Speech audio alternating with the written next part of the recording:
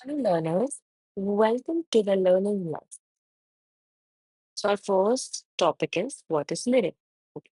Let me tell you the difference between narrative poetry, dramatic poetry, and lyric poetry.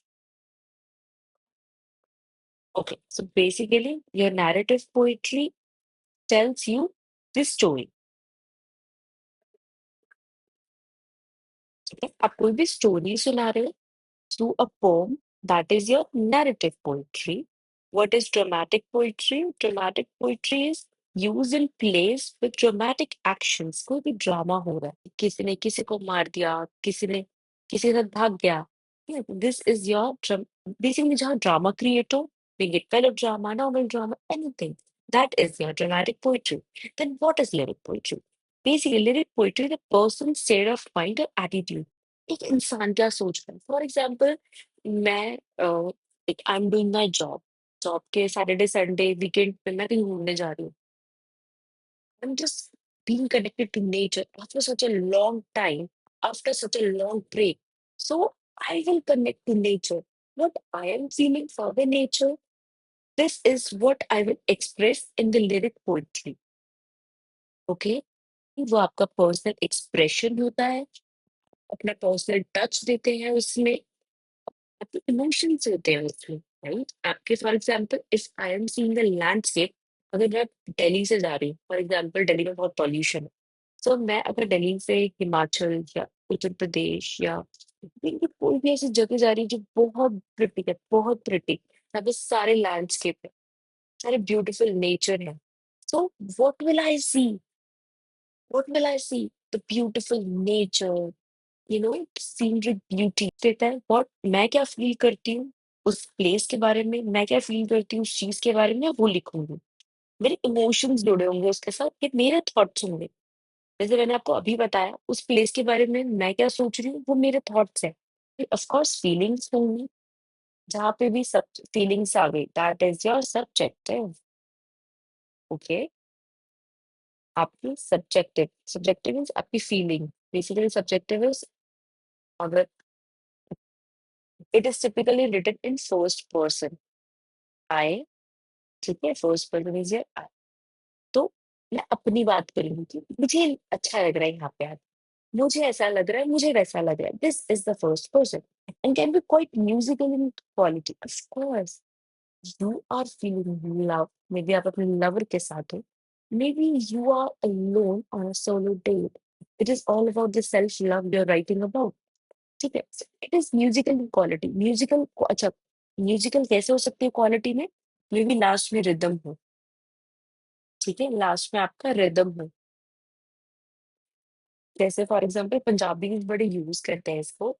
अ, आपने खाना शाना खाया ना, गाना वाना सुन रहे हो, है ना? दिस इज लाइक बड़ी म्यूजिकल क्वालिटी आती है उनके साउंड में भी, बिकॉज वो हमेशा राइम कर देते हैं चीजों को. And experience,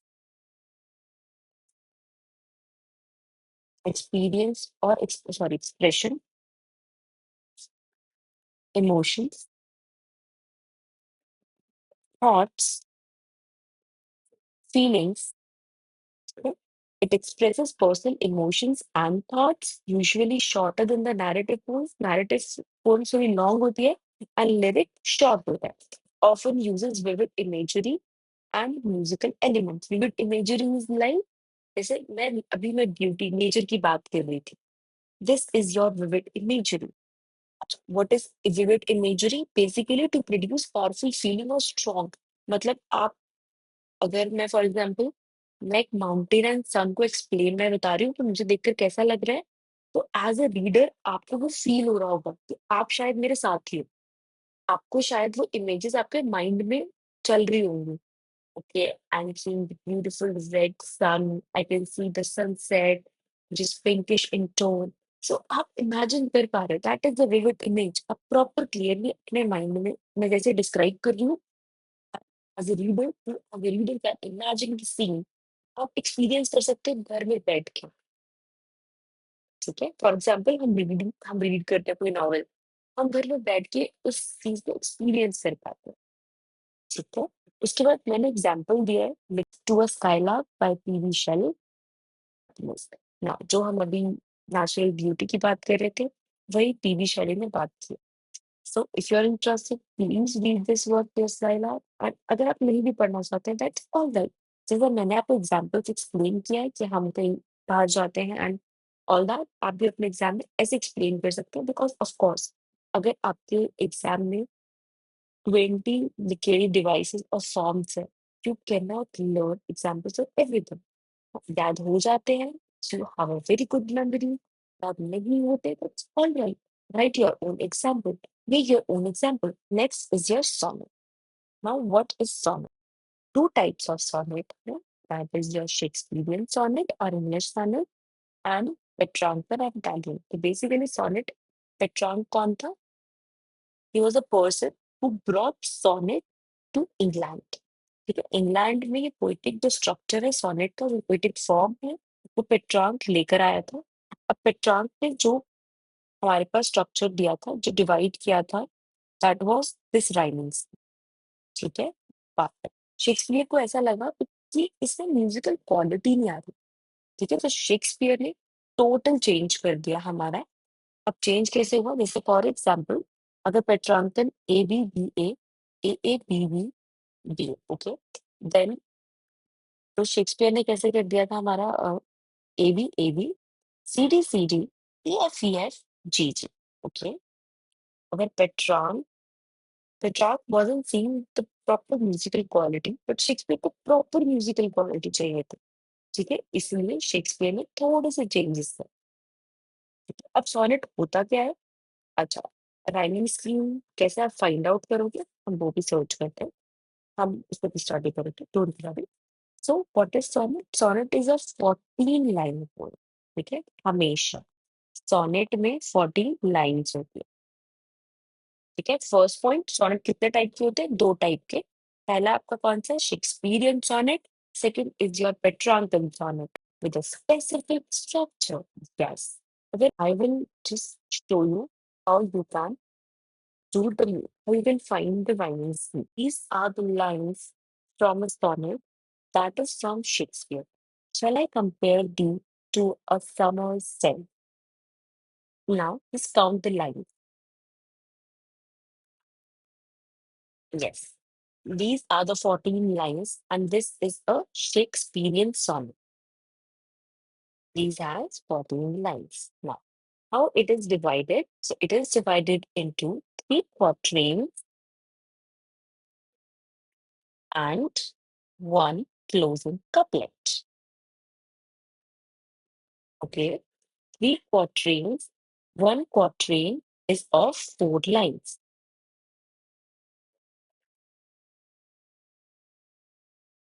Okay, one quatrain is equal to 4 lines.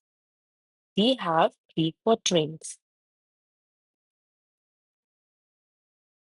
which means 12 lines in total. Now the couplet is of 2 lines. Okay, so total is, what is total? Of 14 lines. Of course, it is 14 lines. Okay, ये Shakespearean sonnet है and अब इसकी हम rhyming scheme देखते हैं कि हम rhyming scheme कैसे निकालते हैं। It's okay if you don't want to study in the detail. अगर आप बहुत ज्यादा डिटेल में नहीं पढ़ना चाहते इसको, इट्स ओके, आप स्किप कर सकते हैं। Okay, so shall I compare thee to a summer's day? Now you have to focus on the last word. Okay, you have to focus on the last word. The first word is your the first word is your day. Second word is your temperate. Third word is your name.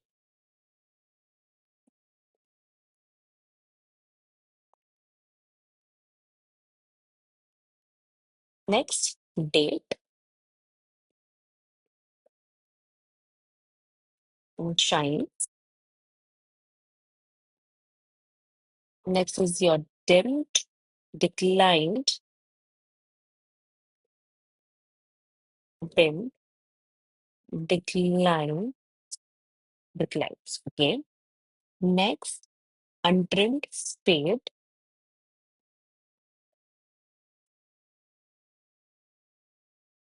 fade. चलो अभी इतने clear थे and then will proceed further. Okay so they basically आपके poet में Shakespeare ने लास्ट में जो वर्ड्स यूज किए उससे हम राइमिंग स्कीम को निकालते हैं. ठीक है. सबसे पहले डे. इज योर डे, जो आपका डे का साउंड है क्या वो टेम्परेट के साउंड से मैच कर रहा है? यस और नो? नो. गुड. ठीक है. तो डे और टेम्परेट मैच नहीं कर रहा. क्या डे और मे मैच कर रहा है? यस. तो हम डे को ए दे देते हैं और मे को भी हमें ए देना होगा because they both are matching. अब मुझे बताइए मे डेट के साथ मैच कर रहा है? मे शाइन के साथ कर रहा है मैच? मे फेट के साथ मैच कर रहा है?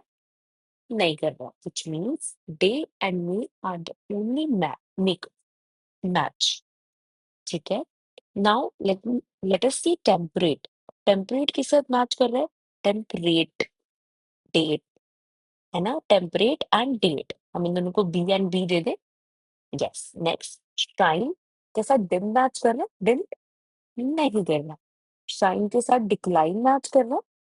यस कर रहा है. सो अब ए बी दे चुके हैं. Next is your C and C. अब डेंट के साथ अनट्रिम्ड मैच कर रहा है. This is your D, D. ठीक है. सो इसकी राइमिंग स्कीम अगर आप दोबारा पोम को मैं आपको दिखाऊंगी इसकी राइमिंग स्कीम बनेगी A B C D, C D, E F, E F, G, ji.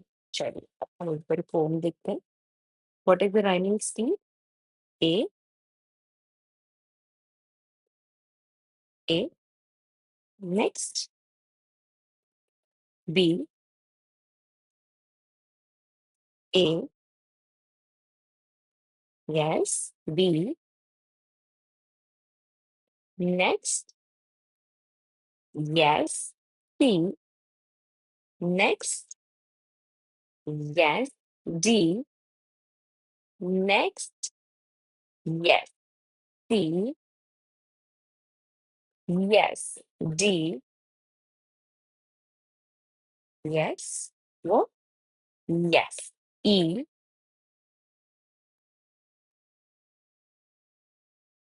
Yes. Next. F. Perfect. E. Perfect. Next is your S. Last. G. G. Yes, you got it right. Tap your shoulders. Okay, now this is the rhyming scheme.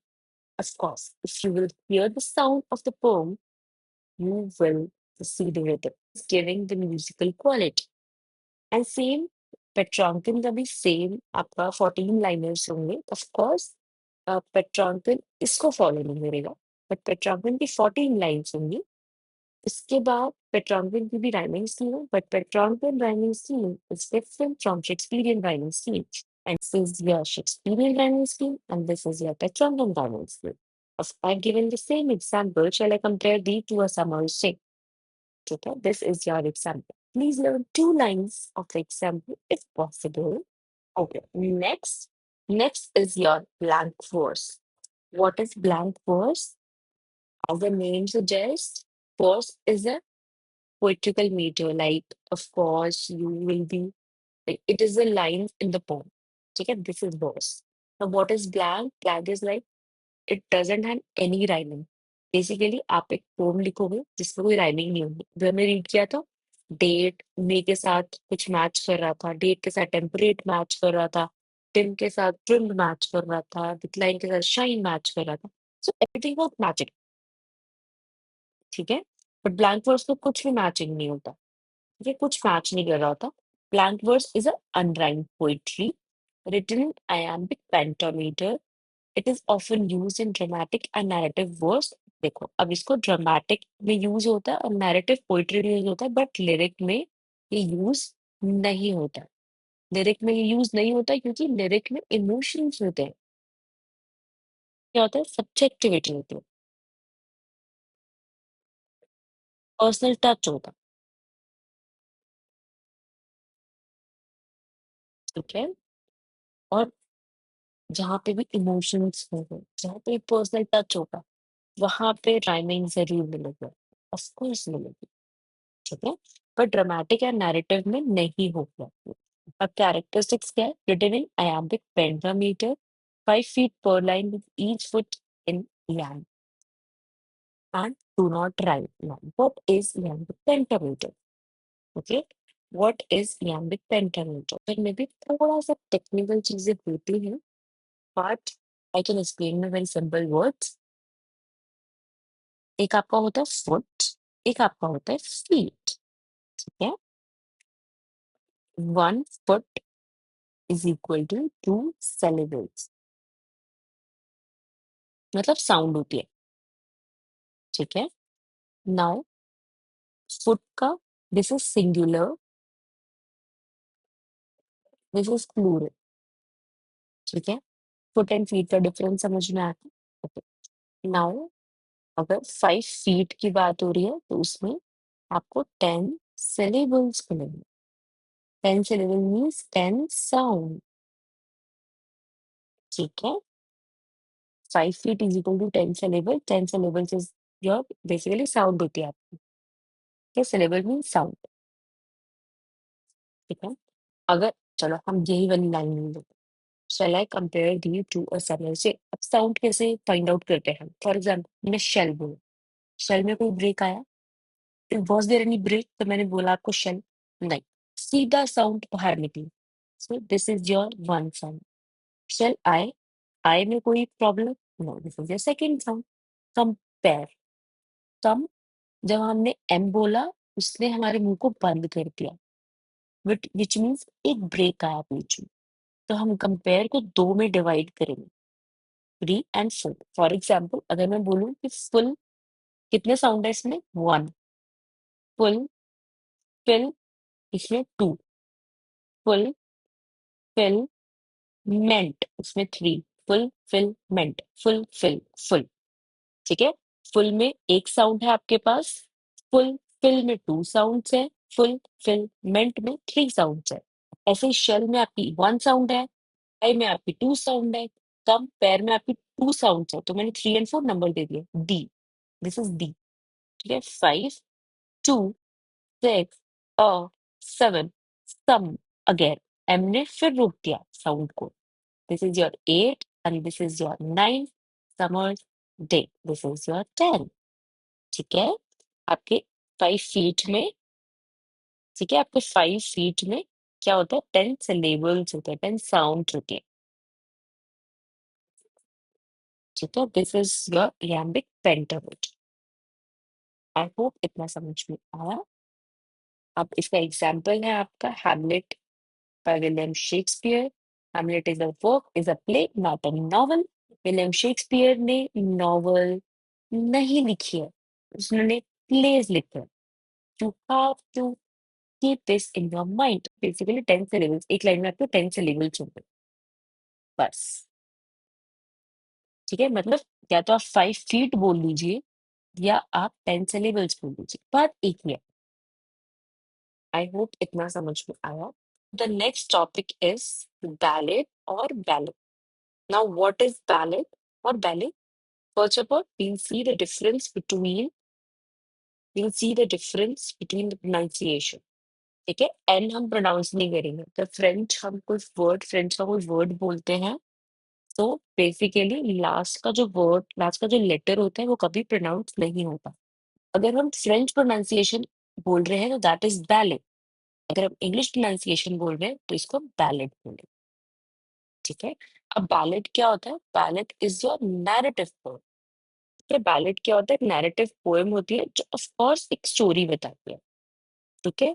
Narrative poem होती है, story बताती है, किसके बारे में? या तो वो रोमांटिक होगी स्टोरी, या वो एडवेंचरस स्टोरी होगी, तो ट्रेजेडी होगी।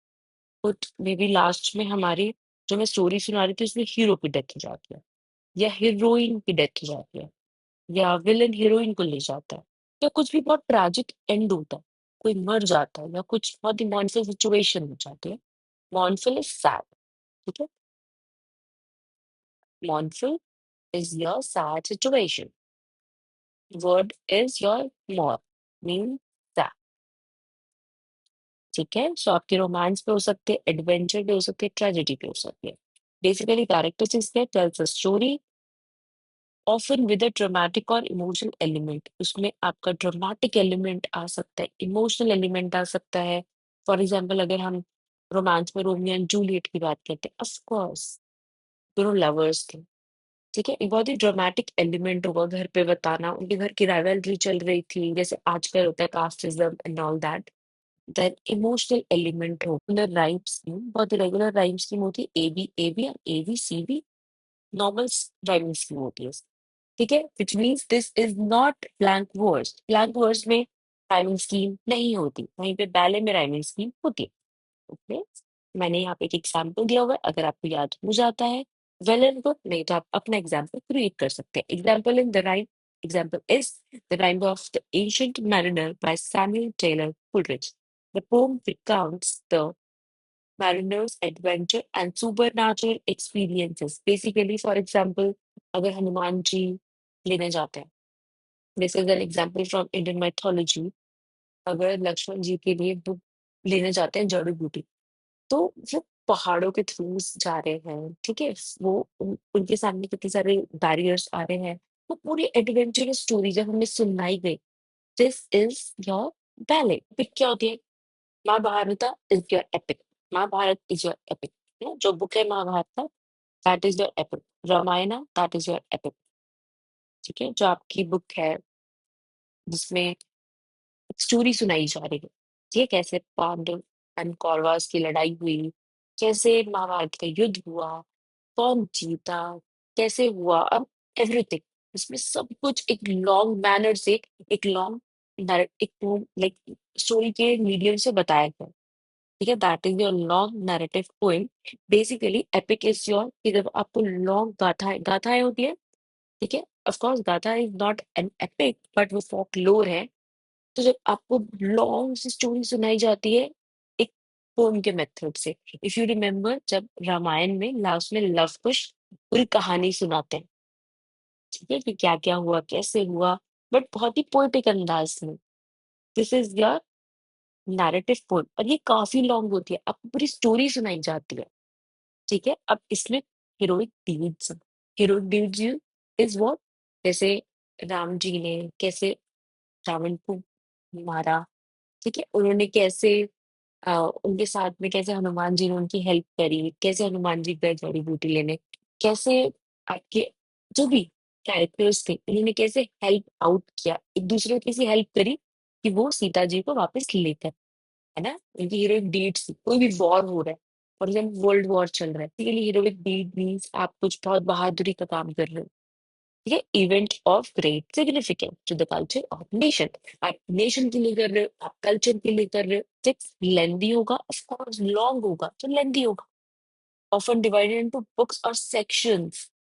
जैसे आपके रामायण है बुक, महाभारत है, वो बुक्स में डिवाइडेड है, section one, part two, part three, sections में डिवाइडेड है क्योंकि इतनी लेंदी है। उसमें आपके हीरो होंगे, जैसे यहाँ पे राम जी थे, ठीक है? With great strength and virtue, उनके कुछ वर्च्यू एंड वाइस। वर्च्यू क्या होता है एंड वाइस क्या होता है? वर्च्यू इज कौन कौन सी अच्छी अच्छी बातें हैं उनके अंदर, वो बहुत ऑनेस्ट थे, है ना? बहुत लवेबल थे, सबके बारे में सोचते थे, काइंड थे। वाइस क्या होती है? कुछ बुरी चीजें include supernatural element and grand themes, of course.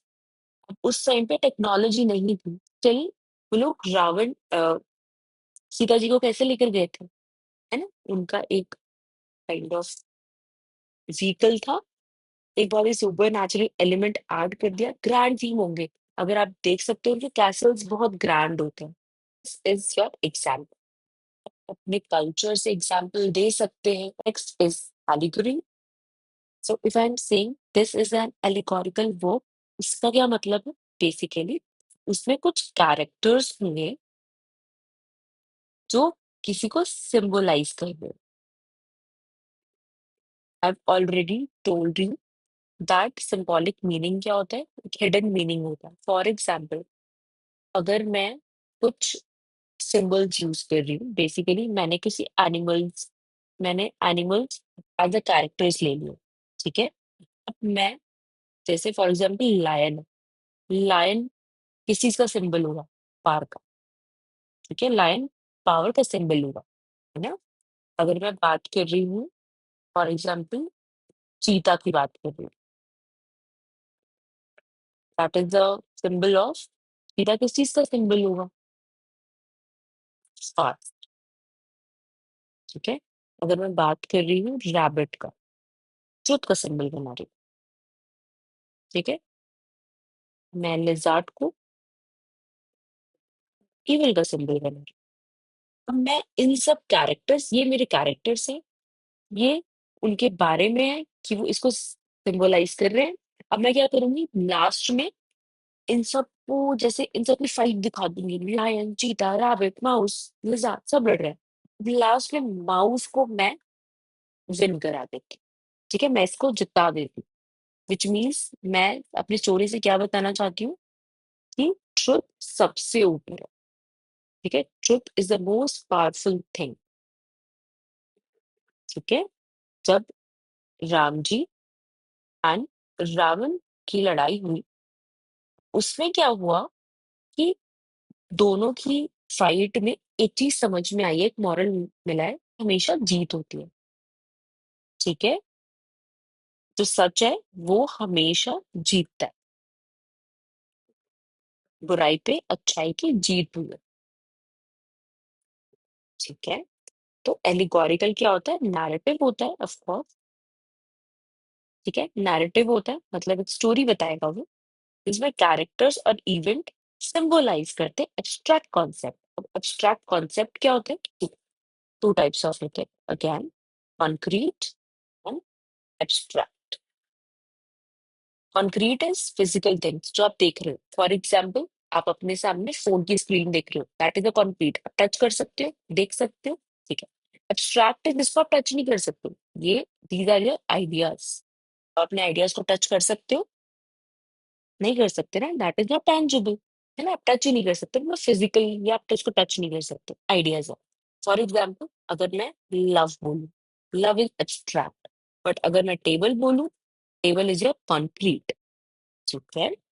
So characters and events represent abstract ideas. Basically philosophical meaning होता है typically used to convey moral, हमेशा moral देते हैं हम, political and philosophical meaning। philosophy क्या होता है, again एक आपके ideas, आपका concept होता है, that's it।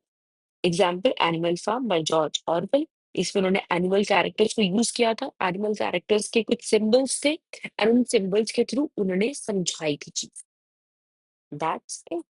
Okay, let's move to the next, that is your elegy.